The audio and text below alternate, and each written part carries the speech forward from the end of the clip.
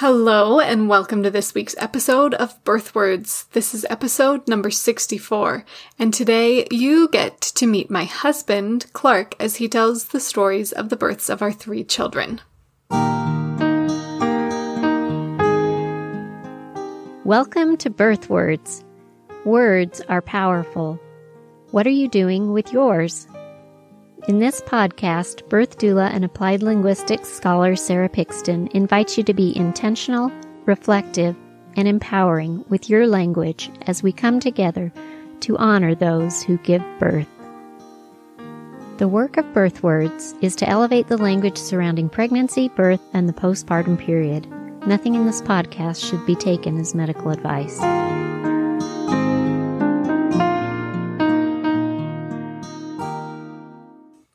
Welcome, Clark, to the Birth Words podcast. Thanks. Good to be here. Is it really? Yeah. Okay, great.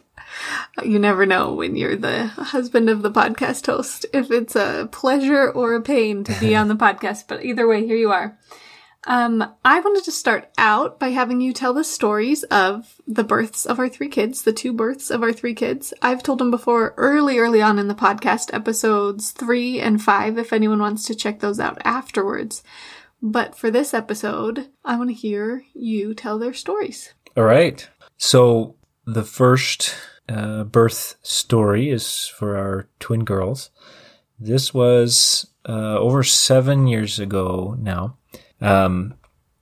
When Sarah and I got married, we knew we both really liked babies and kids and wanted to have that happen for our family. And so when we found out that we were pregnant, and not just that, but pregnant with twins, we were both, I think, very excited. We found out pretty early on in the pregnancy, and other folks had a little bit of a few reservations, having had some experience with other twin pregnancies. We were, for the most part, or not for the most part, we were really excited and ready to have little babies come and join our family. And so, it was our first pregnancy, Sarah's first and my first chance to experience a pregnancy of my wife. As things went on, I'd say they happened, as maybe you would expect. In preparing for the actual birth, mostly what we did was took a hospital birth class, which I think was helpful. I learned some things that I hadn't learned before, but I don't know that it quite prepared us for the way that the birth ended up going. So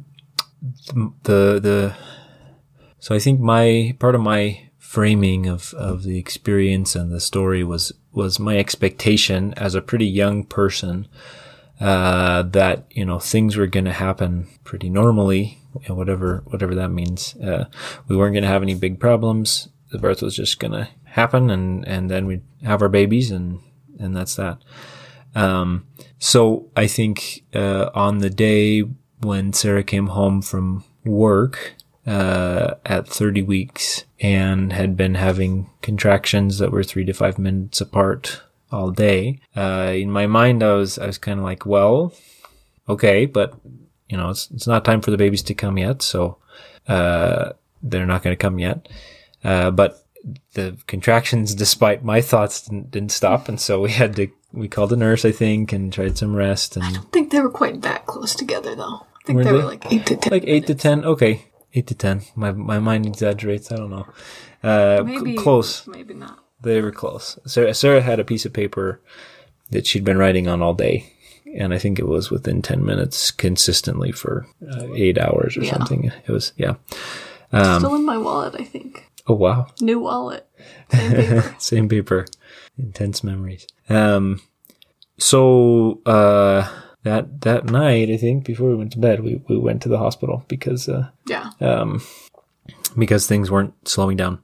And, state of mind there is, this is something that I was not really anticipating. Even though, people have said, hey, twins come early sometimes, and we'd had heard some other stories about that.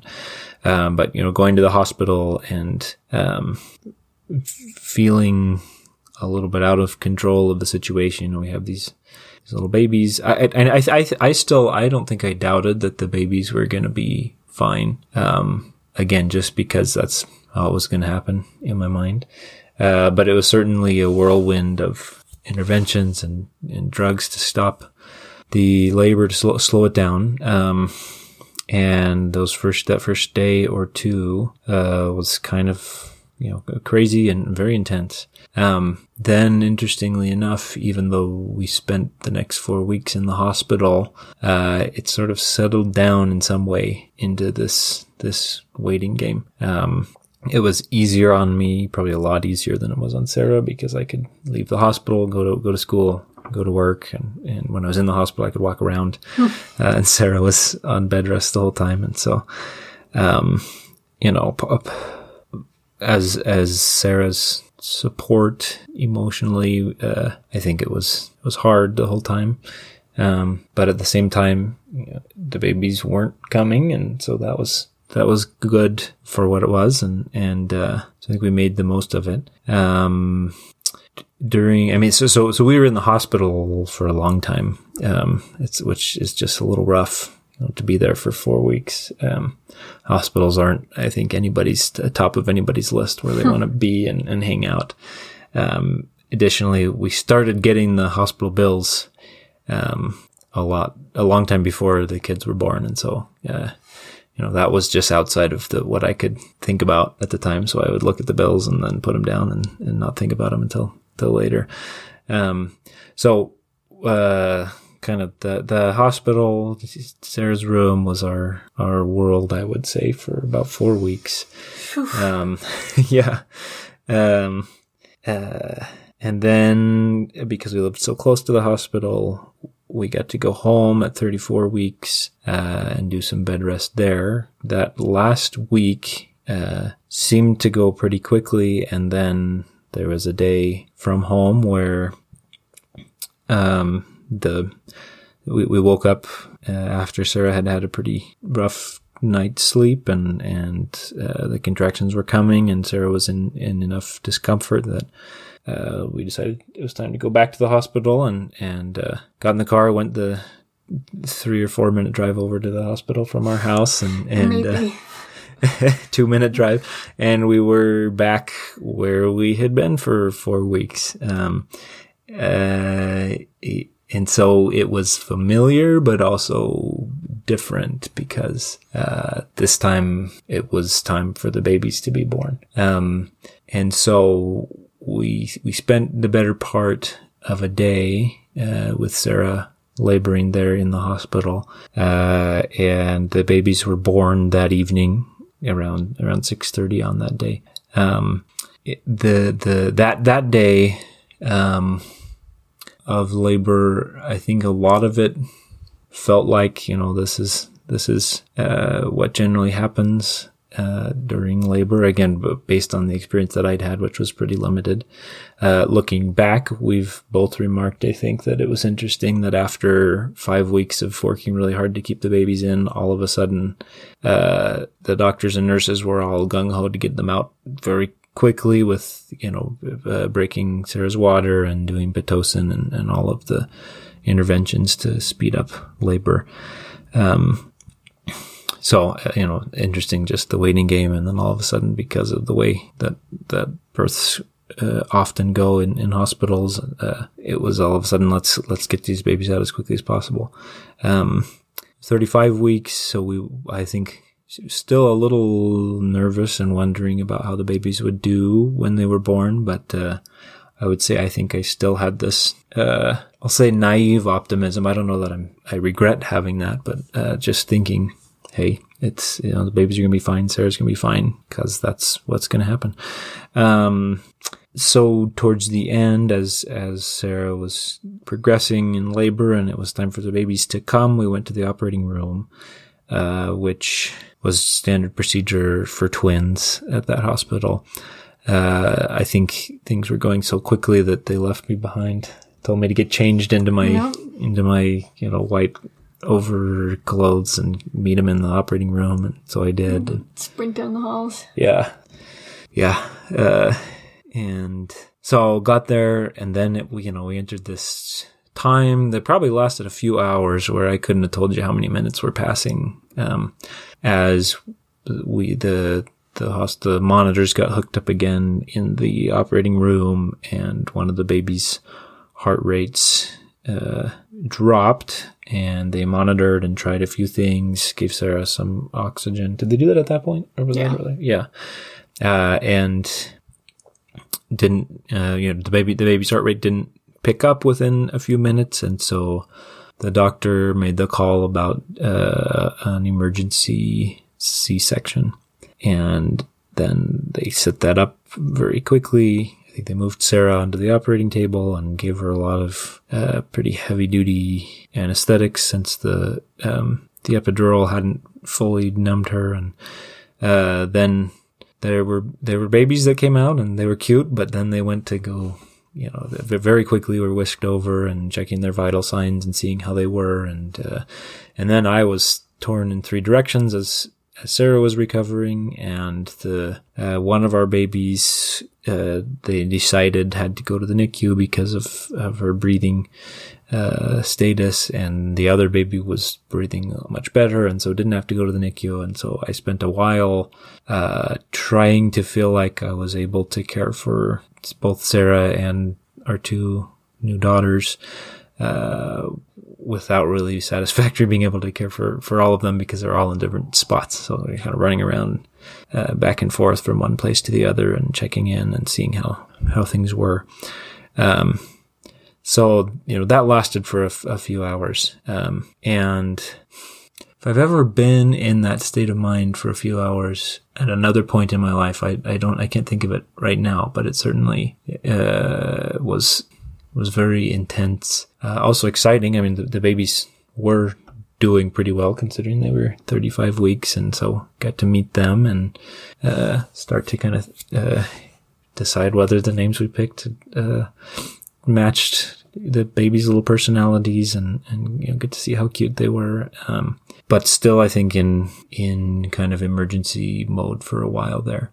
Luckily, our baby who was in the NICU only stayed there for around 8 or 9 hours. And then during the night, that first night, she got to leave. She was breathing well and came to be with us. And then, we spent, a couple more days in the hospital. There were some big, other complications and things that we had to work through, but it was this time of mixture of sometimes feeling totally overwhelmed and a little scared, and also having these little babies that were super cute and made funny faces, so and were teeny tiny. We could hold both of them at the same time sometimes, and just really precious little ones. Yeah. So they're so big now. Yeah. And opinionated. Yeah. Great kids still, but very different from those little 5-pounders that we had. Yeah. So, then life went on, and it was never the same again with those little twins. But that's more or less the story for the first birth experience. Our son came a little over 3 years later. He was a singleton, so he was our first single baby pregnancy and birth. So it'd be so easy, right? Yeah. You could say that. So for the second pregnancy and birth, I think one main difference in preparation was that instead of picking the hospital birth class at the hospital where we were going to deliver, we looked around. Sarah especially did this, and found a much more intensive kind of online course that was especially geared towards couples who were planning for an unmedicated birth.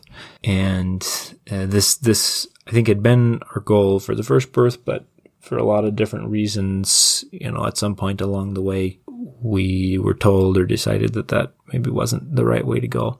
But this time we having had one birth experience under our belts, seeing it for what it was, which in a lot of ways was kind of an emergency that spun out of control and felt pretty crazy, but was also, this wonderful point in our lives where our twins came to us.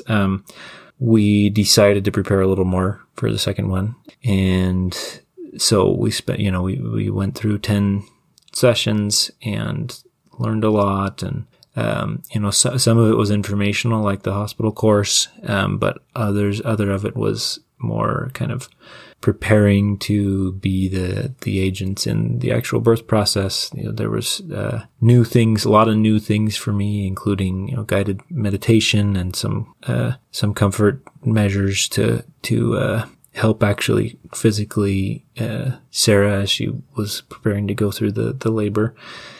So beforehand, I think we spent a lot more time preparing so that when the birth came, we felt more ready. With this one, we thought for a couple of reasons that he was also going to be an early baby. He was not so early. And so we had, a week or two where, we were thinking, hey, this is going to happen any day now. And it didn't. And then, I think on the last day that Sarah's mom was supposed to be in town, before she missed her flight. Sarah woke me up around in the 4:00 hour of the morning and said, hey, I think my water just broke. I think it's time. And so we got in the car and went to the hospital, different state. We'd moved since the last birth and went to the hospital and got there, and it was kind of one of those experiences where Sarah was pretty sure the baby was coming pretty soon, and the nurses at first said, "Hey, let's check. I don't think you're as progressed as you think." And then they checked and said, "Oh, actually, yes, the baby's coming very soon." You know what you're talking about. Yep, no time for an epidural if you want one. Which was not the plan. Which was not the plan, right? And the time wasn't exactly like this, but I think in my memory, about half of the memories happened in whatever they call it, the triage room. I don't know, it might have been pretty close, half and half. Yeah. And they got us a room and we went over there. So even as short as it was, the birth was very, it had its own character, a couple of features. We had a nurse who was good at functioning kind of like a doula, even though, not all nurses would do that, but she gave out some counter pressure and was good at helping Sarah along with some doula type stuff. There's a point during the labor where Sarah passed out from low blood pressure, which threw us off a little bit. It was a little scary. And then, it's just exciting. Yeah. Well, okay. A little exciting. And then at the very end, when Sarah was pushing, I got close-ish to passing out, but the nurses told me to sit down and eat something before I did. So I made it back in time to see our son be born and cuddle with Sarah right away and get weighed. And he was over 9 pounds. So he was about the weight of both of our twins combined when they were born. Super cute, really, really exciting. So snuggly. Yeah. And then, our twins came with Sarah's mom, and they had a birthday cake made for our little guy, and they got to meet him. And so lots of sweet memories from being in the hospital there with our little newborn. That was birth number 2. So in what ways do you feel they were different, and what accounts for those differences? So I guess first off, there's some ways in which they were kind of similar. They both took place kind of in this hospital space, which has a very characteristic feel that's very different from most of the feel in life. And in both of them, I think there's a whole bunch of different emotions that get set off. It feels like a very heightened sense of living, and because there's just so much happening so fast, and it's such a big change. I think both of them I felt a little nervous and excited, and it's very different from day-to-day life. However, I think they were also very different, and I think maybe this is obvious, but I think we just prepared a lot more for the second one. Some of it was the fact that we had experienced a birth before. We were a little older. We had some kids, but I think the big course that we took beforehand made a big difference. And the choice of doctor and location. It's not like we had tons and tons and tons of choices the second time, but we did spend more time. There are a lot of choices in Boston. Well, okay. Yeah, that's true. I guess our insurance may have but the limited insurance, them. yeah. well, with insurance and location and all of that, it's true. But we spent more time deciding on, the clinic and the doctor and the hospital and how to prepare and how the birth was going to go. And so I think that made a difference. It also made a difference that there was one baby instead of two, I think, just because doctors treat that differently. We treated it differently. But I think our second birth was certainly, it was, the experience was much shorter. It was a morning really instead of 5 weeks in some ways, and was more towards the exciting and anticipation and happy side, and less on the worry and plans getting changed and the uncertainty and all that. Okay, so this is birth words. Talk to me about the role of words in the pregnancies, births, postpartum periods, whatever comes to mind. What was the role of words in our communication and the words we let in and the words we produced? What do you think? So some background on this. Overall, Sarah's a lot better at words than me, or has been in the past. She's always you do the numbers.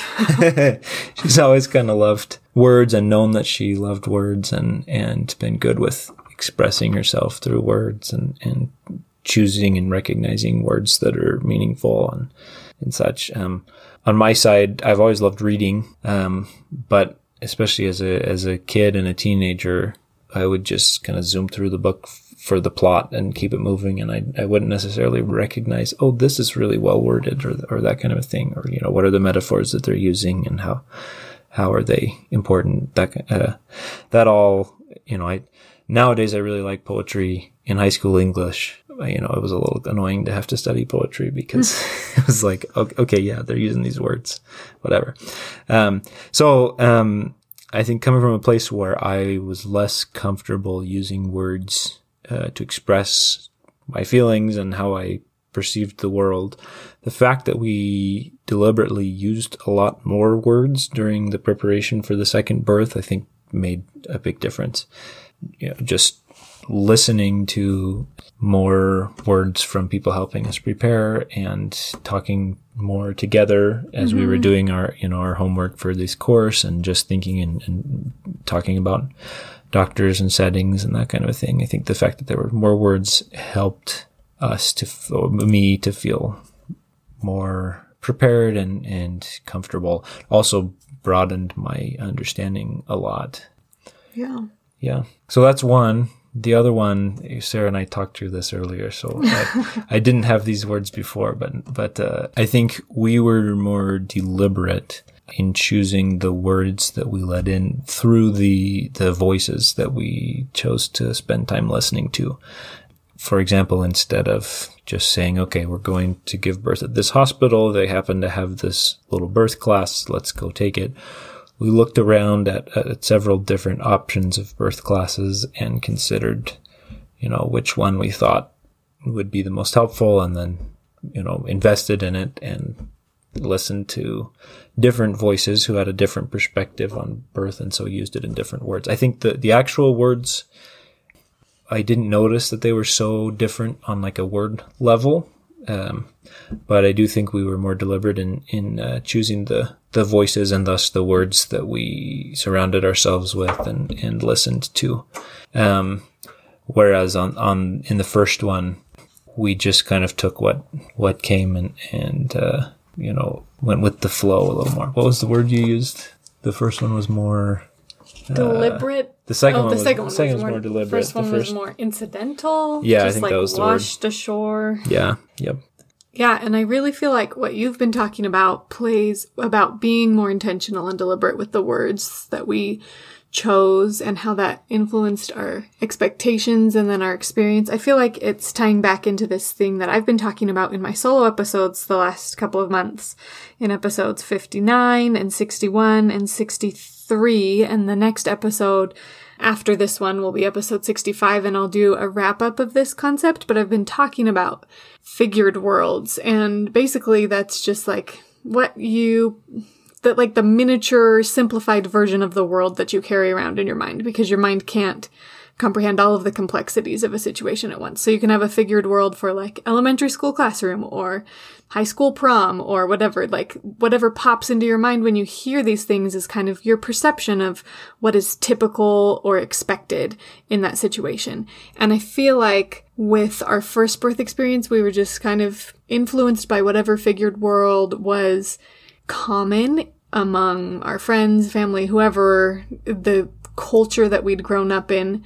So we had this idea about where we would give birth and how it would happen and what would happen that was just kind of a product of existing, not from actually choosing or crafting what sort of perceptions we wanted to have.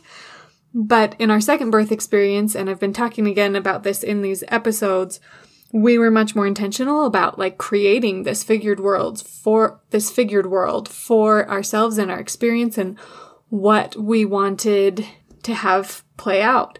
We were more intentional, as James Paul G says, as he describes figured worlds, about the participants, who they were going to be, and we were more mindful about who our doctor was going to be and who the nurses, of course, you can't choose, but we were thoughtful about the location where we gave birth and the nurses that came along with that, the activities that would happen during birth. We were much more intentional about framing what could happen and ways of interacting, forms of language and people and objects. These are all G's words again. He's saying these are parts of a figured world. Also environments and institutions and values. And we really thought through each of those things that I listed. Participants, activities, ways of interacting, forms of language, people, objects, environments, institutions, values, as we prepared for the second birth experience. A lot more than with the first birth experience. There's my little plug for the other episodes. Sorry to interrupt you, Clark. That's I have one last question for you, which is going to be a hard one. If you had to choose one word to describe your feelings about birth, what word would it be? That is a hard one. I don't know, probably cool. That's in some ways different for me than if you ask that to someone who's given birth. I've been a very close and active participant in that process, but I've never felt it in my own body. I don't really. So in some ways, it's sort of an outsider perspective. So one of the ways I think about birth is as a general concept. I mean, everybody gets born, and it's pretty amazing how that process happens and what it looks like and how it works. So it's just neat. And then also being a part of it for our family and our kids, I think was a really neat experience for me. Cool. And also fitting, as during our son's birth, your hands were very cold as you tried to give me counterpressure. Cool in another way. Luckily, you cracked up instead of getting angry at me. So you're lucky. I'm lucky. All right. Thank you so much for sharing your stories. Thanks for having me. It's been good. If you're interested in sharing your ideas or experiences on the podcast, go to birthwords.com. If you're liking what you hear, please leave a review on your podcast app. For more resources about language for a better birth, subscribe to the monthly newsletter at birthwords.com and follow Birthwords on Instagram and Facebook.